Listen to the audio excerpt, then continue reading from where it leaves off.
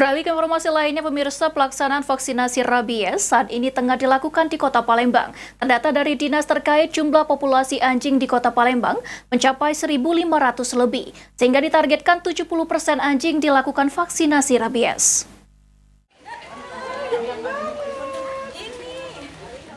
Pelaksanaan vaksinasi rabies terhadap hewan dilakukan secara serentak khusus di Kota Palembang. Terdata ada lebih kurang 1.500 anjing, sehingga pelaksanaan vaksinasi ditargetkan bisa 70% dari jumlah populasi. Disampaikan oleh Ketua PDHI Sumsel Dr. Hewan Afrizal, penyakit rabies adalah salah satu penyakit berbahaya dan mematikan jika digigit oleh anjing, sehingga perlu dilakukan vaksinasi terhadap anjing. Untuk mengantisipasi timbulnya rabies pada manusia, dihimbau kepada seluruh pemilik hewan khususnya anjing melakukan vaksinasi dan tidak dilepas liarkan. Hewan, jangan melepas liarkan hewannya.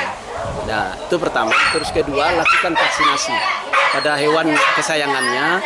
Kemudian jaga kesehatannya dan beri makan yang cukup. Itu sudah bisa mencegah hewannya terinfeksi dari penyakit menular. Sejauh ini untuk kasus rabies sendiri di Sumatera Selatan, khususnya ditemukan di sejumlah daerah seperti Empat Lawang, Morainim, dan Lahan, sehingga menjadi fokus agar rabies tidak terjangkit di Sumatera Selatan dan menyebabkan kematian. Firman Hidayat, PAL TV.